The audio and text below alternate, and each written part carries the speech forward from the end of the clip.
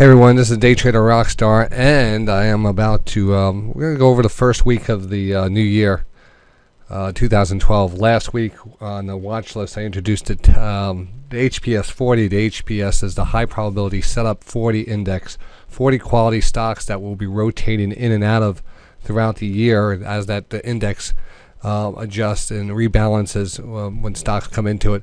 What we're going to do is we're going to give you multiple alerts based on multiple time frames, and really what this is going to do is just outline the best and highest probable setups in the trade. And what this is going to do is really going to stick us into a very tight discipline method of taking profits in, taking positions into a trade and taking profits out of a trade without getting any emotions involved into it. And that's really the key to being successful in this market. And this past week really shows that, because every trade that we brought out and took in the market was basically a setup based off the HPS 40. Some of them were high probability setups, some of them were set up on a 60-minute time frame, and all of them really the basis is what I call the time layering effect. The time layering effect, where we layer the 60 daily 15-minute charts all together and take the highest probability setups of those time frames. And we're going to start off with we're just going to go back out to the end of last year and into the first week of this year and just take a look at the trades and break them down. That way you could just actually see the discipline that was involved. Starting off with Solutia, and I'm just going back even a couple weeks because this one actually gave us that a 60-minute pullback, which is just a good time frame to use, because daily sometimes you don't get a high probability or a very good setup.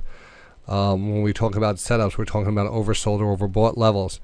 Anytime in between, we're going to try to stay out of the market. So what we're doing is we're really trying to get the maximum move based off a change of rotation, from a stock that's moving back down, moving up, or moving up, moving down, and we're going to capture that biggest move.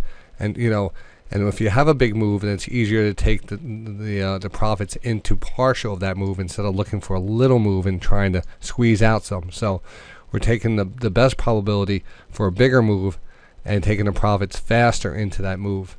So we're really guaranteeing a profit instead of hoping that the setup plays out. Now SOA again, 60-minute setup was just basically that. We go back down on the daily. There's other things involved here as a method of pattern recognition, understanding the underlying trend line. So really the underlying trend line on this one came into play as a 60-minute setup. There was multiple indicators, and we got a nice little push up off of that.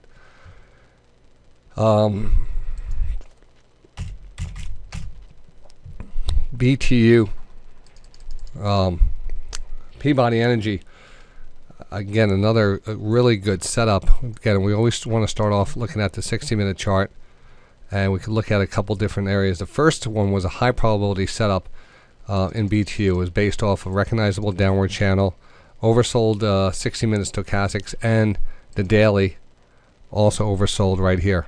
And this is again 12.19, 12.20. So right when we got to that level, December 19th, we're oversold on the daily. We're oversold on the 60-minute. We have a recognizable downward channel. Everything pointed to a pop to the upside, and that's exactly what we had. Took profits into that. Wasn't on the 20th, got on the 22nd. A nice little profit.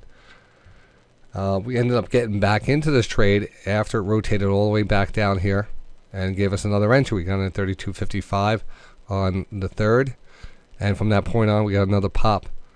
And again, just very quick moves from the 30th to the 3rd. You're really taking that off as the short-term stochastics. When I say short-term, it's not the daily, which is the long-term, but the faster stochastics on the 60, getting into an overbought level, and we're just taking profits into that. We're not putting any type of monetary target on this, and from that point on, we're just taking that trade off at that point. and just going to let it set back up again, and when that sets up and we feel good about it, we'll take it again. So that's BTU.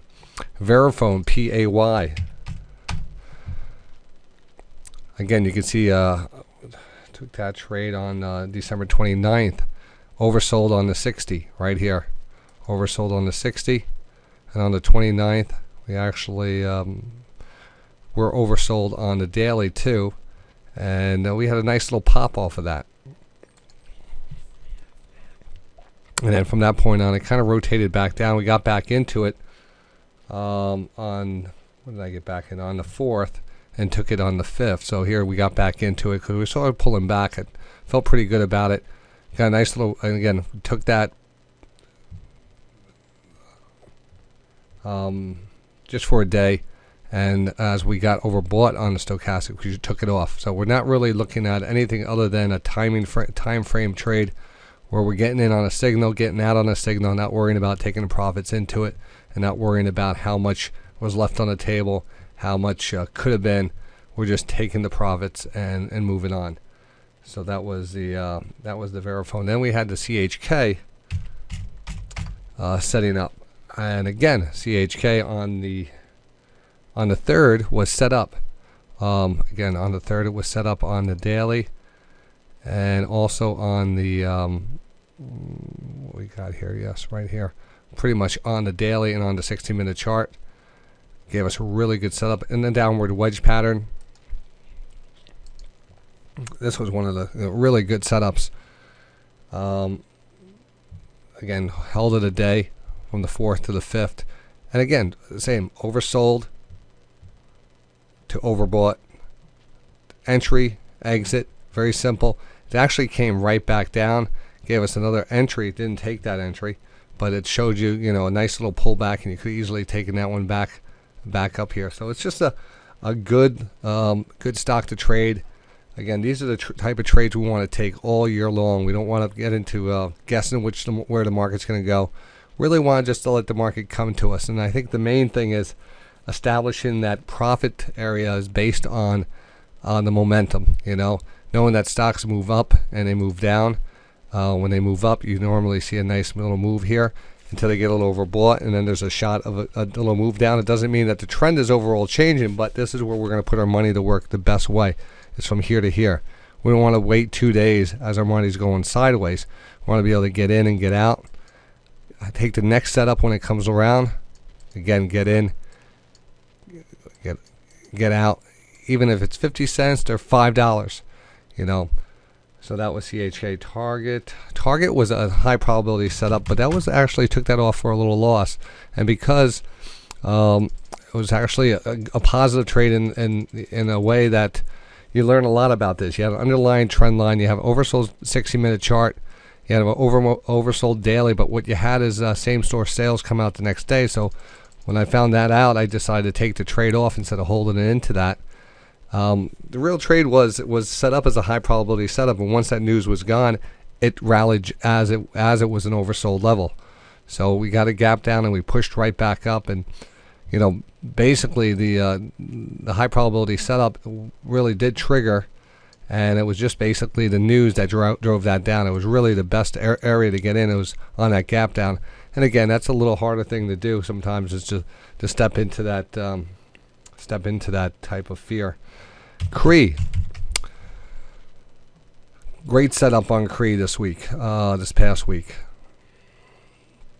On the 5th, got in early because we planned it out. We said, all right, CRE is going to be setting up this morning. Get into it. Again, nice little push. And just took it off as it got into an overbought level. We took it off and not worried about it. And actually saw a little pullback into it. So it was just a good risk reward trade. We take a look at that on the 5-minute chart, and again, that's on the 5th. And here you are right here.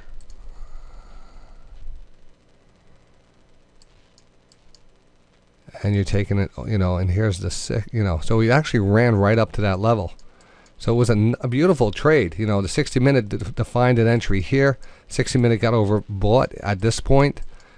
Took it off, that was it. That was the trade. And then what happens was the trade kind of went sideways, spiked around, not really, would be burning just burning a hole here, not doing much. But again, Cree setting up once again for on the 5-minute, that is, for tomorrow. But on Monday, let's take a look at the 60-minute chart.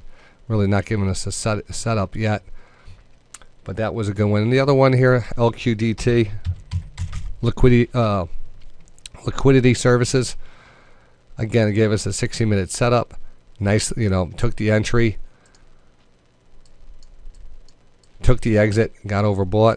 So it was basically boom, boom. And believe me, this was kind of hard to just, step up and say, the daily continues to look good. Everything looks good for it, but that's kind of going into the zone of a trader who's hoping for follow through. To recognize a signal, to take the signal, to get the trade to work in your favor, all you have to do then is take profits, and it's an easy day. All right. The hard part is hoping, continuing to say, all right, now we're a little bit overbought, but should I hold on here? Because then I'll hold into the pullback, and then we'll see if we can get a further push. And yeah, sometimes that happens. But this is the guarantee trade. And at this point, you don't know if you're going to get a pullback, the embedded news coming out. You really want to just concentrate and continue to take profits in this market. Tighten up the discipline for 2012. Take the profits off real fast and continue to just milk this market. Stick to the HPS40, which are 40 quality stocks that we continue to rotate in and out of. And you'll see that being updated each and every week on the site. And the whole thing about the new HPS site coming up, it's really going to give us, put everything in perspective, put the whole methodology in its own little section. The alerts will come out. Everything will work out great. So that's it. I am exhausted once again. It's almost 12 o'clock here at Saturday night. And we got a few videos out today. I got the new 10 for 1,000 watch list out to the members of the site. And those represent, the setups for this week. And there's some pretty good setups for this week. I even brought back the kick-ass trade of the week. Which, what the hell? Let's give it to you out here. Let's see, kick-ass trade of the week. You can see that DuPont, we actually had that pullback. And it is setting up once again on 60-minute chart. So here we go. On the 60-minute chart, you see the last pullback. Boom. The pullback here, boom. The pullback here, boom. Everything's setting up. 15-minute chart. Setting up. Oversold. So everything looking good. If we have any type of gap down on DuPont, into that 45.85, 45.90 level, not that much further down. There's just a good support line down here. And this looks great going into early next week. So we'll be putting this one on the watch list. Among many others, there's even the great ones out there. There's some really good ones. So if you're interested in getting that, definitely stop by DayTraderRadio.com and keep an eye out for the high probability 40 alerts. All right, that's it for me. I am done. I'll see everyone Monday morning, and Sunday night. Don't forget futures open about 6 o'clock. Definitely 6 o'clock Eastern Standard Time, and we'll talk then.